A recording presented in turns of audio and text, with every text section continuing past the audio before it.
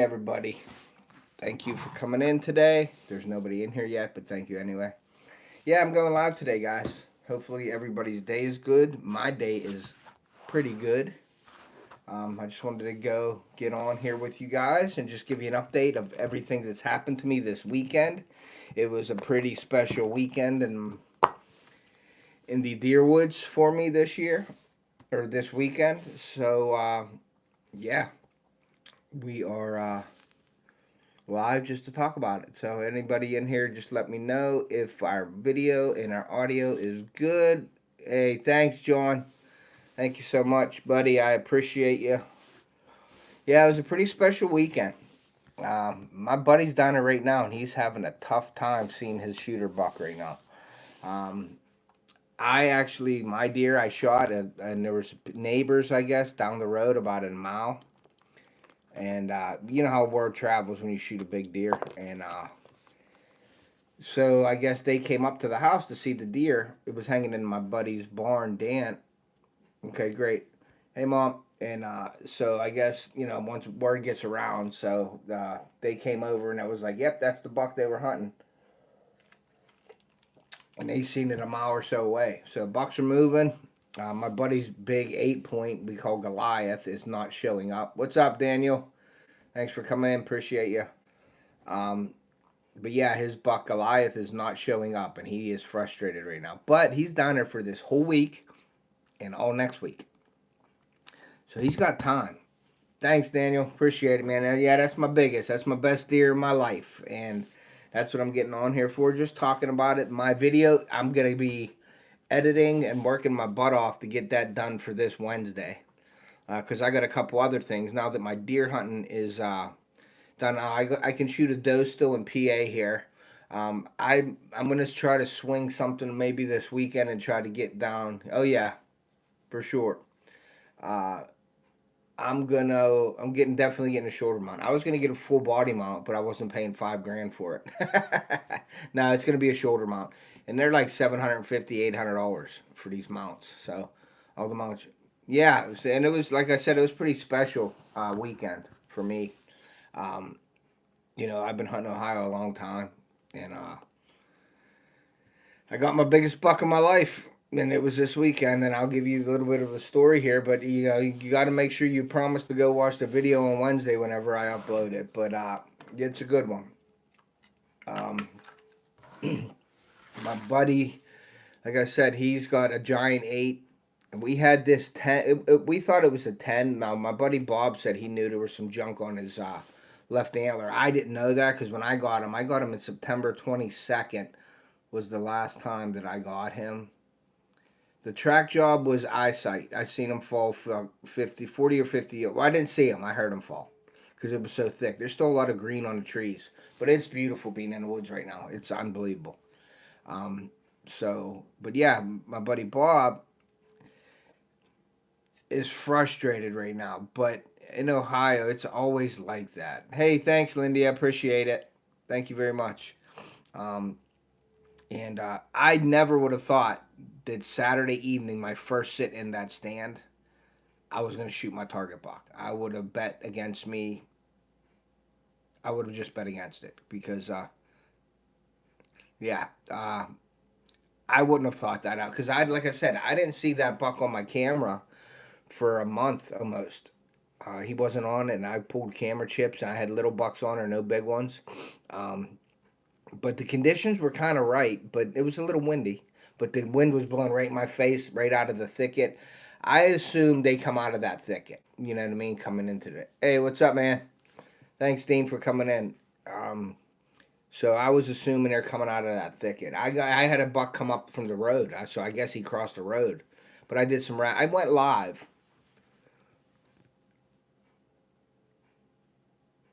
Yeah, for sure. It was a great experience. I'll share that with you here in a second here. But like I said, Bob he's a little frustrated now. But down Ohio is tough. Every year we have all these pictures of these big bucks on camera and stuff like that. Then they disappear. We have a lease. He's hunting public, private. Both, a little bit of both. He has stands everywhere. I have a few stands. But I don't have the time that he has down there either. So that's it was really a blessing this weekend. But yeah, so I just got off the phone before the live. That's why I was a little bit late on the live. He's going to do something, pull some cameras. He's going to pull some cameras and stuff like that. And I do want to thank Boo and Bob for letting me stay with them all the time down there. They have a house down there that I stay. It sure beats the jump into hotels and stuff like that. Yeah, the smaller bucks were pushing does. When I shot mine on the 17th, that buck was shooting, it was pushing does as well here. When I shot my 9 point in PA. So yeah, so Bob was a little frustrated, but he's experienced and he knows it's just frustrating. But he has 2 weeks to do it, so he's got 2 weeks. And then this weekend here, I'm gonna see if I can't finagle something and try to get down to video my dad out of his stand. I know his crossbow's done, and I forgot to mention it today when he was in here. He was over here because I had a doctor's appointment. I had to go get my driver's license renewed today, this morning. So I did all that stuff. I'm getting my hand checked out, my tendon and my thumb and all that. I'm getting all that looked at Thursday on Halloween. I'm gonna go and have a doctor's appointment for that. So that's a good thing. So yeah, so I'm trying to maybe get down there with my dad this weekend if I can, Saturday, maybe Saturday evening, just to get out there. But if my dad's crossbow isn't ready by the weekend, I'm gonna just tell him to take one of my crossbows, either my crossbow that I shot my deer, my 10 point, or he could take the center point, whatever he wants to do, so he could so he has a crossbow. Because that believe it or not, that shed that we built is huge. But it's not really a bow stand. Like a crossbow, you can shoot out of it, and a gun for sure. But a bow, it's not really a good bow stand. So I don't want him he'll end up having a buck in front of him and won't be able to get a shot or something. So he can borrow one of my crossbows if he has to. They're dead on. They're deadly accurate. As you can see in the video on Wednesday. They're deadly accurate. All my stuff's deadly accurate. Yeah, I had that 10 point worked on this year. I had new strings and everything. I upgraded the strings, put a beefier string on it, and I shot it. Theo shot his buck with it. I shot my 9 point with it. I shot this one with it. So I'm probably going to take my regular bow out, my compound, for some doe around here. So I'll probably be hunting. I don't know, maybe next week I might go out and do a video with the doe. Try to get a doe with my compound. But yeah. Getting back to the weekend here. Obviously, you guys seen my post. I haven't had that deer on camera since the 22nd of September. What's up, IL? Thanks for coming in, Logan. Appreciate you. St. Croix's deadly accurate. Yes. So, let's see. So this 22nd, I haven't seen that 10 point. Now Bob pulled his camera chip where he has his box blind on the lease, and there was a 7, 8, 9, and that 10. But he had a picture of the 10 that had my deer we thought was a 10. Now Bob knew there was some junk, but he didn't know exactly what it was. And it's a 12 point if you count the two stickers that are coming off of the left hand side. They're about 1.5 inches, 2 inches long. It counts as a point. It's a mainframe 10 though. Beautiful buck. So he has a 7, 8, 9, 10 on the camera. So I was kind of excited. Yeah, okay. I like the 9 and 10. If any of those come bast, I would definitely shoot those because I was already had my eyes on the 10 that came over that I had in velvet. So I was happy that they were there in that area. In that 10, I was going to shoot the 10 definitely. I didn't know the 9 or the 8. I wanted to see them on the hoof, basically, live. Because a deer on camera looks a lot bigger than in... a deer on camera just looks huge compared to when you see them. My deer is at the butcher right now, John. We took him to the butcher yesterday, and he is getting caped out, and then he will be down the road here at my buddy's house, about 5 blocks down the road. He'll be getting mounted. I've had deer heart, yes, Logan. It's okay. It's good if it's prepared right. If it's bled out, salted and stuff, and then sliced thin and cooked, it's almost like a liver to me. I can eat anything, dude. I love to eat, so it don't matter to me. I'll eat it. But yeah, so the 7, 8, 9, 10 were there, so it was exciting. I went down and did what I call a rocket run on Thursday of last week. ran down. I dumped out 150 pounds of food in my area, and I dumped some sweet feed on top. And that was included in 150 pounds or 100 pounds. I dumped 1 bag of corn and 1 bag of sweet feed, Western mix, and I like that mix. I just think that's an awesome. I think it's great. It coats the corn, and I just like it. If it rains, it gets real mushy, but I put it on top of the corn, and if it does rain, it sort of coats the corn. And then once everything dries out the corn, you got a corn coat. And it's just something a little different than just dumping corn, because everybody in Ohio hunts over a corn pile. So I like to just sweeten it up a little bit. No pun intended, but I used a sweet mix, and I put I put that on there just to, you know, keep it like that. Now there's people that have deer pellets and protein pellets and all that stuff in their feeders, but I have bad luck with feeders with protein pellets. They always seem to get moisture in them, and then they swell up and they clog your feeder. So I don't use it in the feeder. Yes, you ain't kidding about that, John. I know that for a fact, because when I used to feed the deer in front of my dad's house, because we could see him out his front window, and I made a feeder out of a bird feeder, a stainless bird feeder, and all we did was we had a tree that was cut off, and we just screwed in with deck screws the feeder, and we put holes in the bottom of it so the water would come out. And when you would dump the corn in there, that then them deer would hear that bing tinging off of the metal. By the time I would turn around and get to the street to get in the house, those deer were coming already. So yes, you are correct about a deer call for sure. They should make like I should come up. We should come up with that, John. Get some corn and put it in like a container and just shake it, and that's gonna be our deer call. That would be pretty cool. Um, so yeah, so there was someone. I guess there's somebody else up the road. Like it has a lease up past our lease, about a mile away. And Shane and his family were down there this weekend, and I didn't know they were even down there hunting. But Dan, the guy that has our buddy Dan down there, the one that lives up the street from Bob, the one who got us turned on to all this stuff, he talks to Shane, and Shane said, yeah, they were hunting this deer. It's 10 point with the kickers off of it, and his wife was hunting it. Well, they came over to see my deer and said, yeah, that was the deer they were hunting, and that was about a mile away. So them deer, that just goes to show that them deer travel. And I think that's where Goliath went right now. I think Goliath, Bob's monster. My mom and my dad, I think, seen the picture of Bob's deer he's going after, and it's a monster. It's. I think it's really close to a 150 class 8 point, and that's a big 8 point.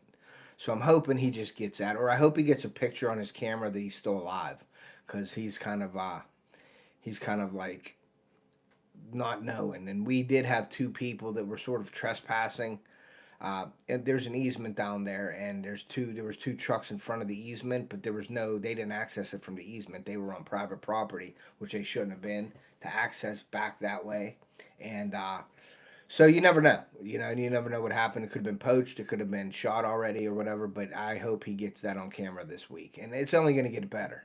I was very fortunate. It don't happen like that, guys. Like somebody was looking out for me, but I have like I want to just give you the story of everything, and what I'm going to tell you exactly what happened, and I'll give you the story of my trip and everything, and then but you got to promise you watch the video as well, because I'm promoting the video as I'm telling this. And I like to go live a day or two before, but now I'm promoting the video, so it's got to be done Wednesday. So I got a lot of editing to do, so I'm gonna have to really get my head together here and do this and get this up and running for Wednesday. Um, so yeah, so Thursday I dumped and I came back, and then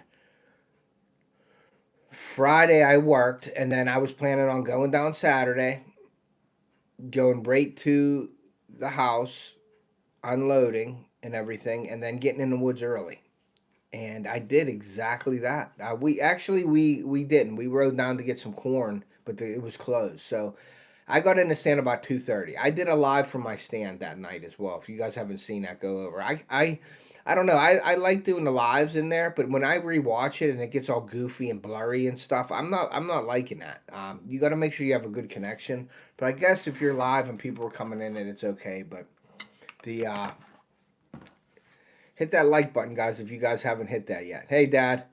So we got down. I got down there Saturday morning. I got up about 8 o'clock. I left here at like 9ish.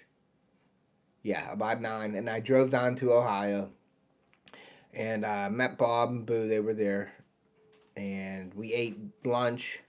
Bob came out of the woods. He's been seeing deer. He's been seeing it's called Snow White and then the Pretty 8, and there's a Pretty 9 or something like that. I can't remember all the names that he gave them. But Goliath I know of, and but I was like, man, that 8 looks really nice, but it wasn't that 130 class buck. You know what I mean? Like I was trying to get a 130 or better. That deer right there is a 128 or something right there on my wall, and I wanted a 130 or better because I just I shoot. You know, I'm turning that page with the bucks. In PA, not so much. PA, I'll shoot something that has a rack just for videoing it. Harvesting a deer. People want to get deer. I have like a list of people that want me to shoot them a deer, and they take the deer meat. They don't hunt, but they love the deer meat. So I do that. There's no pressure with that though. I don't have to like go out and I have to shoot deer. I just if I see a deer I want to shoot, I'll shoot them. I know it's taken. I can shoot a buck in PA and a buck in Ohio. PA bucks are definitely a little bit less of a. I'm not my standards aren't as big in PA as they are in Ohio. And I just like last year just turned that corner, just turned that page in that smaller 2.5-year-old, 3.5-year-old bucks down at Ohio. Here I'll shoot a 2.5-year-old. I'm not really picky in PA, but last year I passed up a really nice 8 point, and Bob found the sheds on it, and I think that's the buck he's hunting this year. The Goliath. I think it's the buck that I passed last year, and he put on about 20 inches of antler. So I think this is him. I'm hoping it is. But that's the reason why you pass those 2.5, 3.5s to get them to 4.5. I think my buck was we aged him just by guessing and looking at the deer 4.5 to 5. Somebody said 5.5. Somebody said it's a 140 class buck. Somebody said it's 5.5. Bob and I think he's going to be in the maybe mid 130s. My dad thinks he's going to be probably 133 to 138, somewhere around there. I was saying between 130 and 135. But then I was thinking about it, and I was doing all the math in I didn't score it yet, but Joe, my buddy Joe, the taxidermist, I'm going to have him just rough score it real quick, or I can rough score it. My buddy Jeff, who scores for Buckmasters, I don't know if he still does that or not. So, but this one was like 126 and 3/8 or something, 128 and 3/8. This one right here. The other ones I never had scored because I didn't think they were worth scoring, but he was my biggest, so I had him scored. And he was in a Buckmasters record book right there for PA. That one right there is in the Buckmasters record book. If you go look, my name's in there with that deer. But it's on the low end of the scale. It ain't the high end. But I'm in the book, and that's cool. I got the book downstairs, actually. So I wanted to, I'm turning the page in Ohio and trying to get onto those more mature bucks. So I want 4.5, 5.5, 6.5, 8.5, something like that. Yeah, dream on, right? So, yeah, so we aged him at least 4.5. Somebody said 5.5, but I think he's more on the 4.5 scale. But he's a heavy antlered deer. It's just a brute. I mean, it's just an awesome sight, and the hunt was awesome. It was just unbelievable. So I'm going to give you the story here, and then you got to promise you guys are going to go watch this video, because the video, me telling the story don't give it justice to the video. But there's some parts in the video that ain't shown that I'm going to tell you as well because of the situation. When you're hunting, it ain't exact. When you're videoing, sometimes you miss some things, and I did miss some things, and I wish I would have got it, and I couldn't get it because I couldn't move. So yeah, so Saturday I got down there. We ate lunch and everything. We went to the store. We found out that they were closed because I was going to get about 500 pounds of corn and keep it down there and then use it for this, next 3 weeks for down there. So maybe there was a sign. It was closed. I didn't spend that money on the corn, so maybe that was a good sign, right? Hey, Gary, thanks for coming in. So if you guys haven't hit that like button, we got 4 likes. We got about 10 people in here. Please hit that like button if you haven't already. Helps with the sharing out of this video. I'm doing all this stuff on horizontal. I'm not doing vertical right now because I want to get my subs in here and talk to you guys about what happened and stuff like that. So that's why I'm doing this. So yeah, so we get down there Saturday, did all that. Bob was there. He was gonna get ready. He was like sitting there just relaxing for a little bit, but I was chomping at the bit to get in the woods. Because I wanted to get up there. It's going to be my first sit. I wanted to make sure everything was organized. My shooting reel had to be adjusted according to my crossbow. I sort of adjusted it, and I put some pipe insulation around it so it's quiet. I wanted to get up there, set up my ozonics, my cameras, and all my stuff that I wanted to get set up, and I wanted to be in there well before I figured the deer would be moving, just to get settled in and just to learn and see. And you guys all know, if you're hunters, I mean, setting up cameras and stuff on your stand ain't easy, and it's a little bit of time consuming. If you forget one thing, you're sort of screwed. So you got to make sure you have all your stuff. You got to prep it in your head before you go out. Have all your stuff available in your backpack or wherever your case, whatever you're taking in. Where you want to set up your cameras. GoPro's on my shooting reel. I have a camera on the side of me. I have my camera on my crossbow.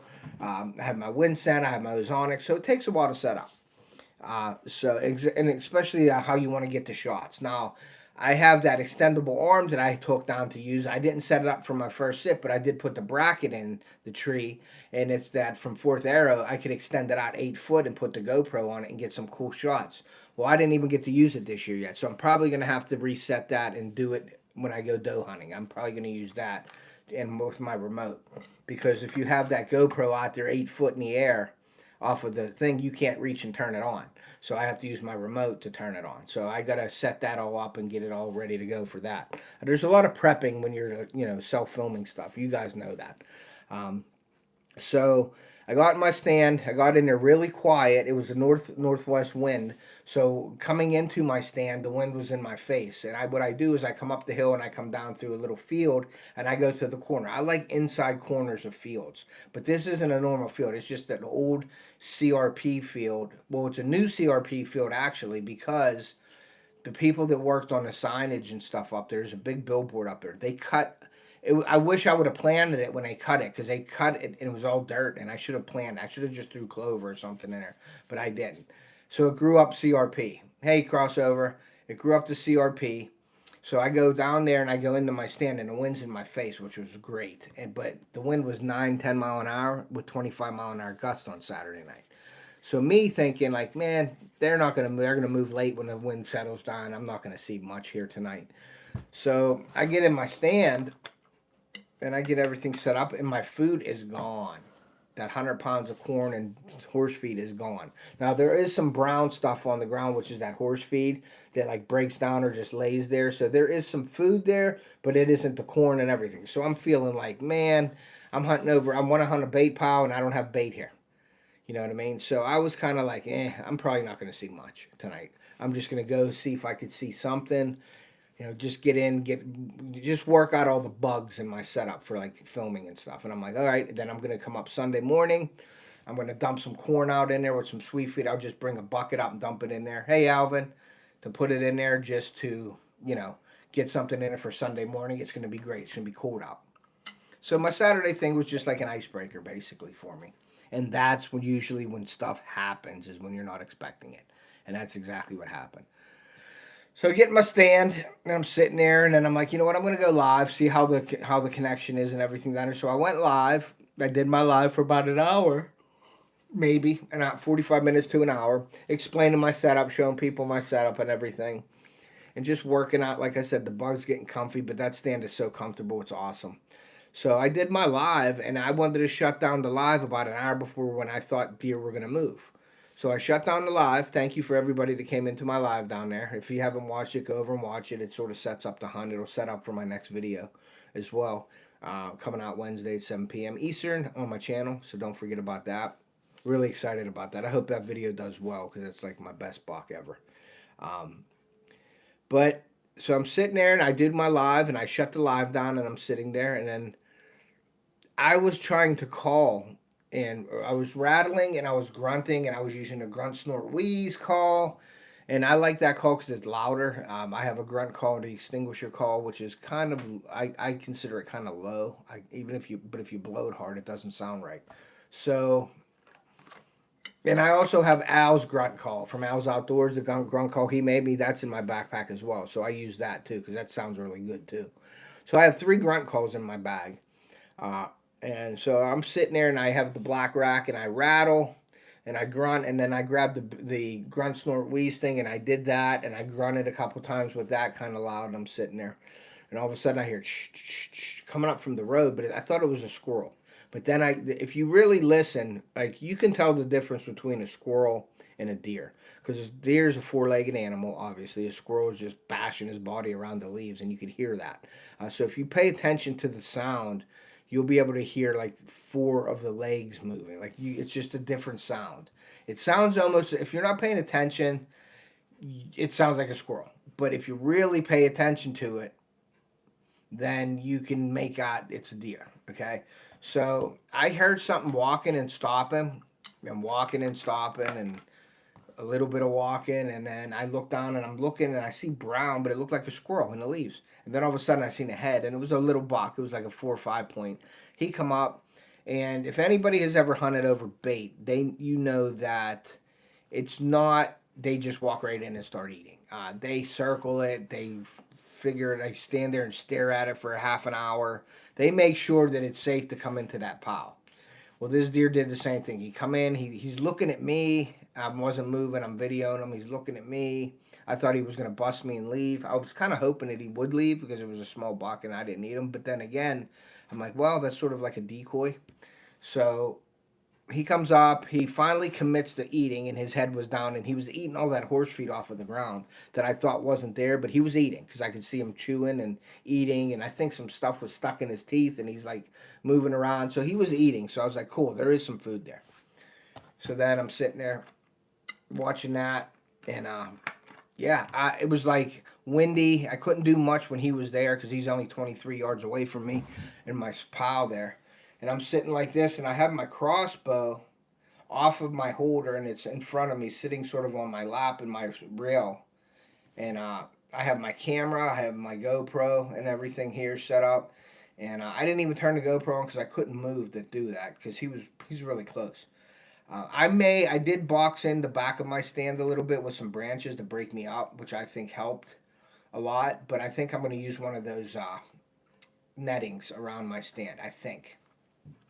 Or I might get those, I have those leaves from High Point to put both the leaves to my tree stand to give me some cover, like looking up at me. So I'm going to do something like that. So, yeah, watching this deer for a while, and I'm sitting there, and all of a sudden, I heard something in that autumn olive, like a while. Like I heard a deer moving in there. I couldn't see. That's 40 yards away from me. And I heard some rustling in there, but it could have been a squirrel. The birds in the leaves sound like a squirrel, or sounds like deer as well. So I heard something moving in there, and then it stopped. And then I'm sitting there, and I'm watching this deer, and he looked up at me again and put his head down, and I'm just staring at him. And all of a sudden, I hear, and it wasn't as like, it was like somebody's walking through the woods. So I look over, and at my scrape, here comes a deer, and it's that big buck. He came to the scrape. I had my cameras and everything set, but I couldn't move to see him. Now he's 25 yards directly looking in my direction, so I can't move. So I was able to turn my camera on. Well, then you got the top of the trees in my camera, and I'm going to explain that in the video when I'm doing the video. But the camera's on and it's facing a tree, and I wanted it on so I can get this deer. If I get a chance to get on him, then it'll be already on the camera. Well. So he comes out, he goes to my scrape, he don't do anything. He don't rub, he don't do anything. He smells the scrape, and in the live, I said that the scrape was covered up with leaves. But as I looked at it, it was still opened up. It was opened up and the leaves were off of it, actually. But when I was looking at it in the live, it looked like it was covered up. So the scrape was opened, okay? He comes right to that scrape, and now I have an overhanging licking branch. He was behind that, and he's looking straight at me. He came in, he sniffed that scrape with the Jinxum scent and everything in it, and turned around and walked away. It's exactly the way he came, and I'm like, oh my God, that was my shooter buck. That was my big one. So then I'm sitting there, and I forget to turn the camera off, and I'm sitting there watching the 4-point, and about 3 minutes later, all of a sudden, to the left now, like he was straight out ahead of me. He must have went in and went down the hill and come in on a path the other way towards that food. But about 50 yards away from me, I see this tree, and it sounded like a car crashed into the woods, like a car come down the hill or something. And all of a sudden, I see this tree just moving, and I could hear raking on a tree. And I'm like, oh my God, that's a buck. it has to be something, or somebody's coming through, or it's Bigfoot. So I'm sitting there and I'm looking, and I can't see anything, but I see this tree going crazy, and I hear all this noise, and I'm sitting there like, what the heck? And I'm looking, and then all of a sudden I seen 2 feet moved, and they're scraping. So what he was doing, that little buck that was there at the food, he was coming over to chase that buck out, but he was showing his dominance. So he rubbed the crap out of all these trees, and then he made a scrape, like he was using his feet. And I seen his feet move because they're just too, you can't see them, and it was getting to be low light situation. This is around 6 o'clock now, so the woods are they're dimming down. So there's no sun, there's nothing. You can't see detail. You could just see images and stuff. And so I seen his hoofs, I seen his legs moving and scraping, and I'm like, okay. And then as soon as seen his legs do that, it stopped, and he walked out, and it was the same buck. And I was like, boom. Then the heart starts beating. I'm like, okay. Well, when he was that far away, I didn't care about this 4-point because the 4-point was looking directly at him.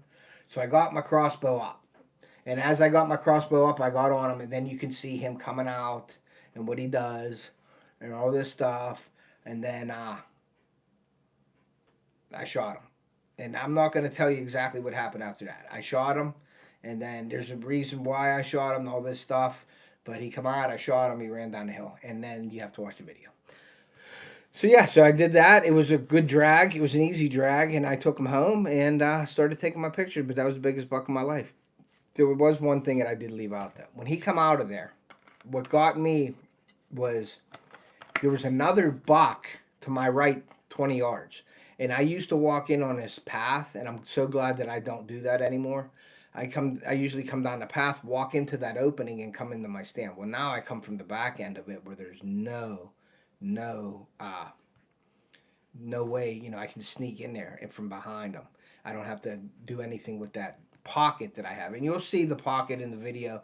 It's just an open pocket with some trees and stuff in there, and there's thickets on the front and back of me, and to the right is the hillside thicket. I have a stand up on top of the hill there, and then down below there's a dirt road. So there's not much. This is like a nice funnel area, and there's a field behind me of CRP, in the corner of the fields to my left. So I like that inside edge.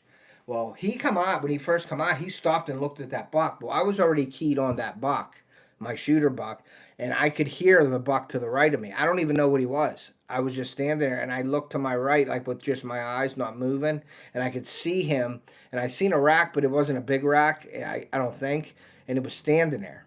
Well, then the buck shows, and it's just a whole nother level when you have a mature buck in the area, how all the other deer react. It was pretty awesome. He come out, and all those deer, that 4-point moved away from him, and he come up, and then you have to watch the video to find out the rest. But yeah, so that was it. And then after we got him home and everything, we ate good, and then got up the next morning, or we hung him in the barn that night, and then the next morning I got up, and my dad and mom wanted to come down. They actually come down to help me because I had my sister's car, and I couldn't throw this big sucker on my sister's car. Now, back in the old days, you would, but I don't even know. I heard from people that you're not even allowed to do that anymore. I guess you're going to hurt people's feelings if you have a deer on your hood of your car or something like that people don't like that anymore, and you can get pulled over and get into some trouble, or it's just a hassle. And I already thought of the trunk option to put him in the trunk, and I don't think my sister would appreciate me putting the deer in the trunk. So I didn't do that. So my dad was nice, and I was like, Dad, this is my biggest deer ever. And I think they knew how special it was. So my mom and dad come down, but I met him at Cabela's in West Virginia. And my mom had to get some stuff. I can't say what stuff is because there's some Christmas presents involved.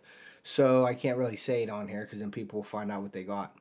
So I met my mom and dad there. We went up to the distributing center. They didn't have a product. We went back down to Cabela's. And then after that, we drove down to Bob's house. They got to see Bob's beautiful house. We had breakfast. Bob and his wife, Boo, cooked breakfast for my mom and dad, had coffee and everything. We went down there. We ate. We went up to the barn. We got all the pictures, and I did the closing of my video and everything like that. Put them in my dad's truck. Drove home. I drove Boo home because she had to come back for work. Bob stayed down there. So I dropped Boo off at the house. My dad met me here with the buck. I showed my kids and everything. My wife doesn't get into that. She's not into coming out and looking at dead deer. That's just her thing. She don't like seeing them shot, and she don't like looking at them dead. So, but that's her thing, and that's just she don't like it. So, my daughter and my son come out and got in the truck and did all kinds of looking at the deer and everything. Theo said his deer was bigger. We joked around a little bit, and then my dad and I took him to the butcher. Took him to the butcher, wrote down I want to get him mounted, so I need him caped out. We got the deer regular cuts. There's a gentleman that wants the deer, so he's going to get the deer meat. Once I go pick it up, I'll drop the deer meat off to him, and I will take the rack and the cape, and we will go to my buddy's house down the road here and drop that off and put a deposit on it. And then in a few months, you'll see that deer on this wall somewhere. And I already think I have an idea of where I'm going to put them. I don't know how you guys are with your deer mounts. Bob mounts all his deer the same. They're straight up and everything because he has so many deer down there. I'll have to show you. You guys probably have seen some of the footage of my earlier videos of Bob's place center with all the deer and everything. I've already done that and showed everybody. So if you haven't seen that, go over and check out like last year's Ohio deer trail and stuff like that. You'll see. But he has them all straight up. They're all the same. I like in my house to make them. I like to get them mounted the way I shot them. Like that remembrance. That way when I'm looking at my deer here, I can remember how I shot him and I can just remember the story just by looking at the deer and how he's posed on the wall. So I try to put the deer mounts on my wall the way I shot them, like if they're looking the way they're looking at me. So this one's going to be turned to the left, I believe, in either a semi sneak or a full sneak. I don't know yet. I got to see, but I'm going to put them up here somewhere, and one of these deer may have to go downstairs. So we got 3 or 4 down there now that are on the smaller side, considered smaller side.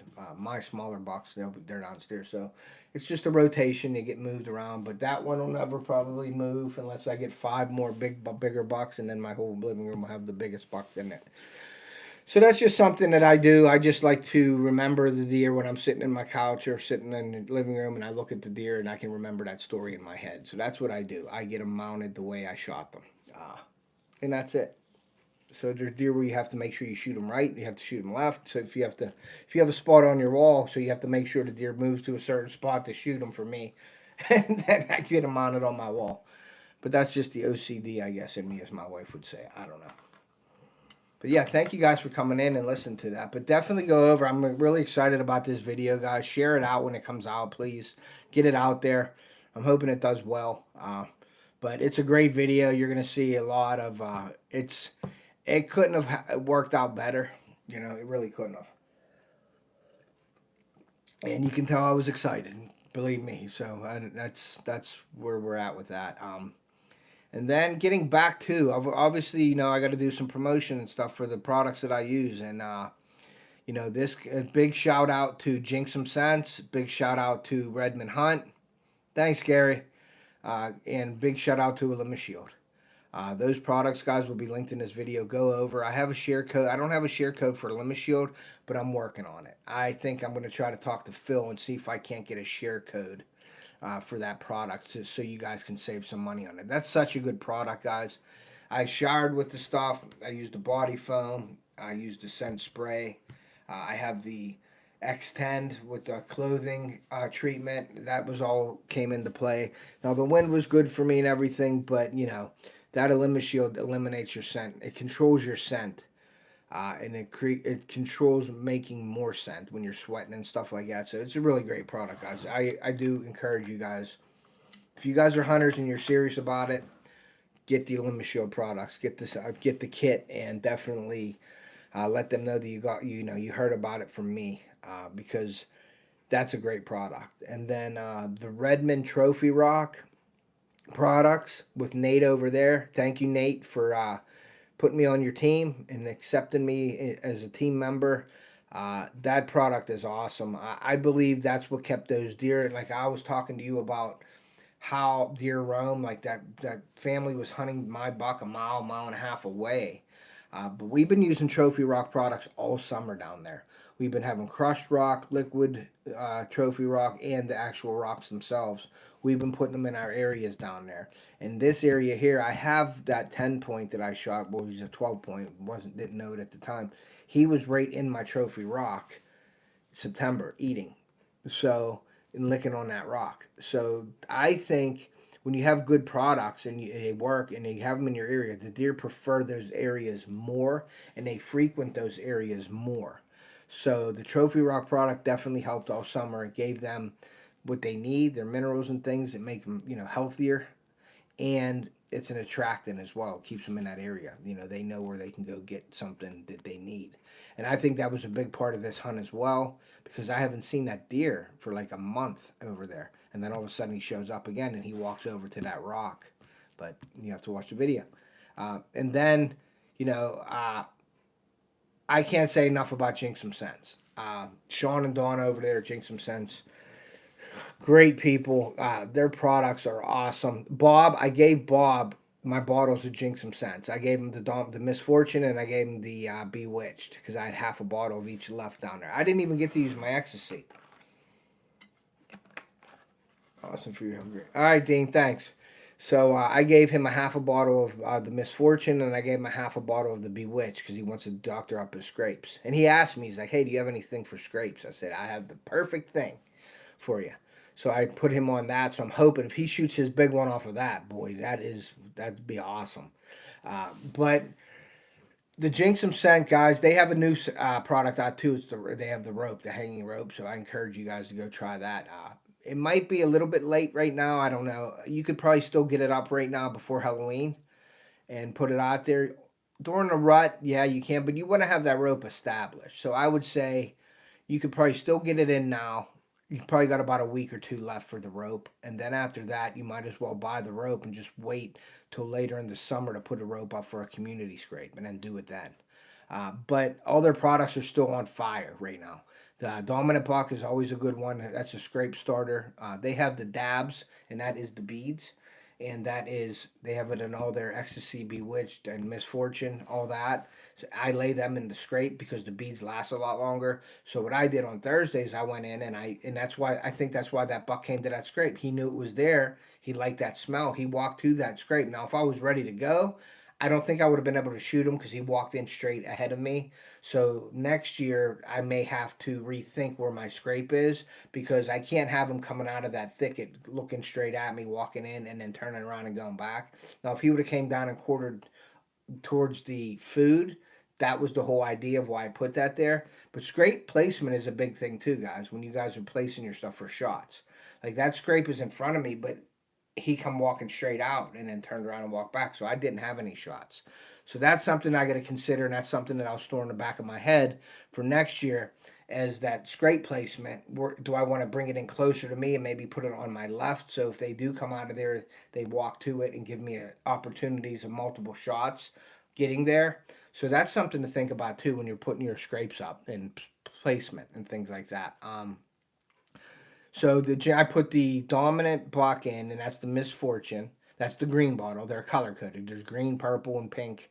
Pink is the Ecstasy. That's the one I didn't even get to use yet. So that's probably going to get frozen, and my synthetic will probably stay in the fridge. But the natural deer urine I will freeze. You can freeze that for next year. So I'm going to do that, and then I'll be buying more products next year off them as well. So I put the Misfortune Buck pee, the actual natural pee, in the scrape.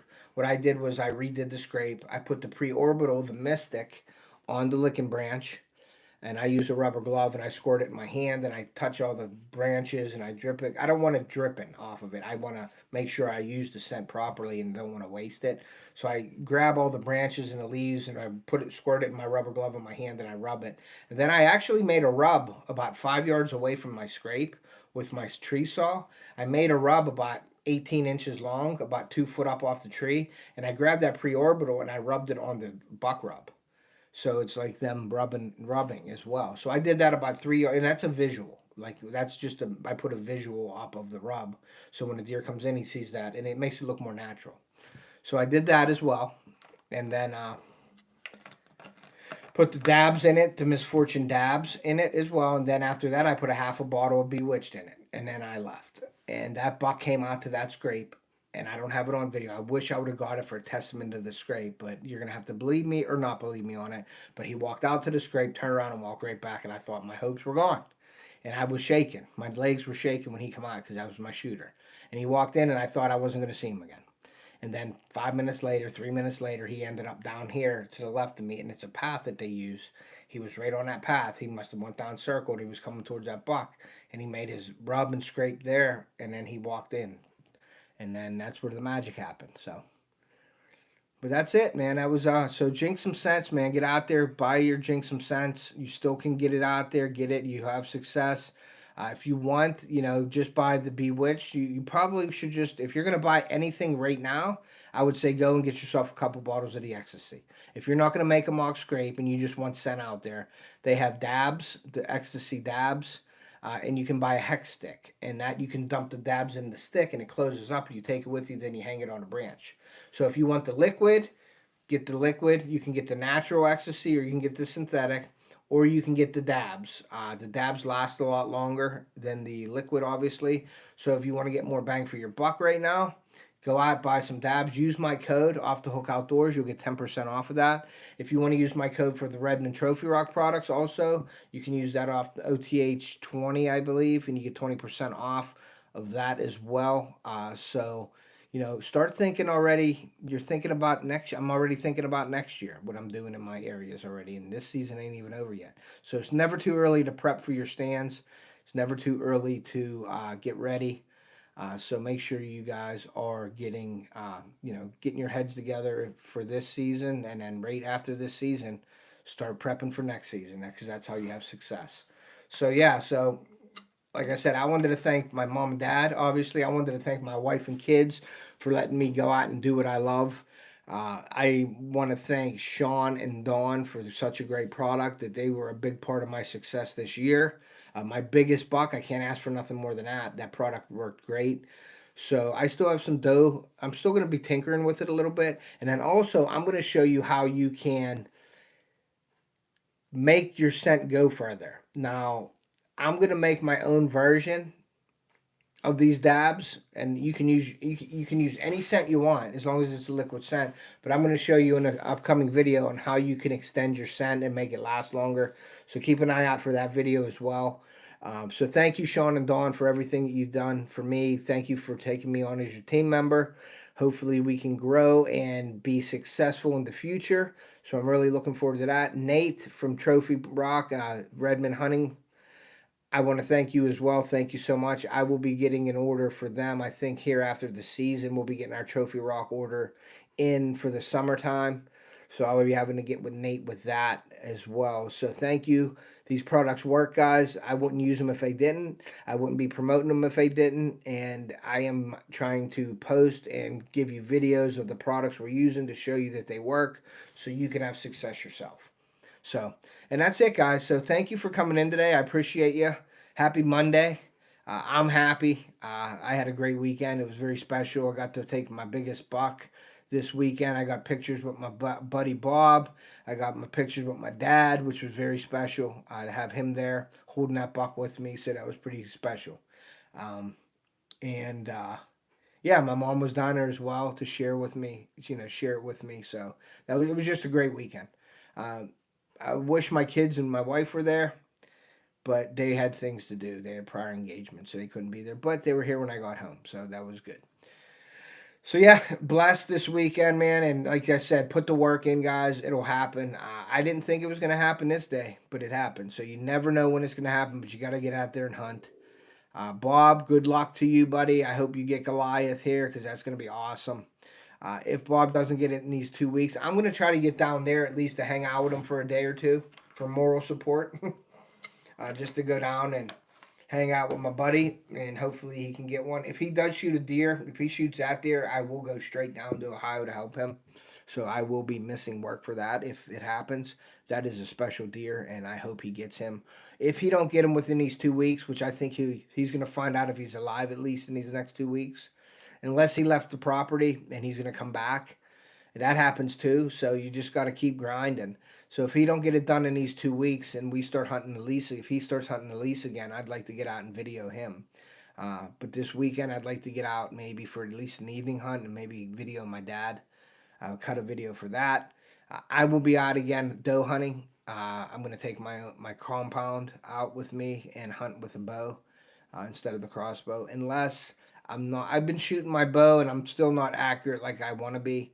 I like to keep them in that $half size range at 20 yards. When I'm not doing that, I won't shoot a deer with it. I need to be on. And so if I do go out, it'll be with that bow. But if I'm not shooting well enough, I will go out with my crossbow and cut a video with that as well. But I'd like to get a compound bow video out for you guys doe hunting. And that's going to be right by my house here, pretty local. So I can hit it just about any day of the week. I do have a doctor's appointment on Thursday for my hand to get looked at. I do need carpal tunnel surgery, and I'm having something with the tendon in my thumb. It's really bothering me, so I got to get that looked at and fixed really soon because it is. I can hardly even like turn a screwdriver or like put a nut on a bolt and stuff. It's really hurting. I'd rather have a broken bone than have this thumb like the way it is. So it's very aggravating. Health is great. I was at the doctor's. I went to the emergency room like a week or two ago, and everything is great. Drinking liquids, staying hydrated. So that's always a part. Make sure you're taking care of your health as well. And that's priority because if you're not taking care of yourself, how are you going to take care of others? So make sure you take care of yourself. And that's about it, guys. So just keep an eye out for my video coming out Wednesday at 7 p.m. Eastern, premiering. You see it out there, please promote it. Please share it out. Send it to your friends. Get some people over to watch it. But it's a good video. It's gonna be a good video once I get it edited, and then everything up there. I'll put a thumbnail and everything up there, and then you'll see it Wednesday at 7 p.m. So go check out all my description of my videos. Make sure you're checking my affiliates. I want to thank all my partners and affiliates as well. I want to thank my mom and dad, my kids, my wife, Bob and Boo. Thank you guys for making it happen. It happened this year. Got my best buck, guys. Make sure you watch the video. And with that being said, like I always say, take a kid fishing or hunting. We want to preserve our sport and pass that on to future generations. And we will see you.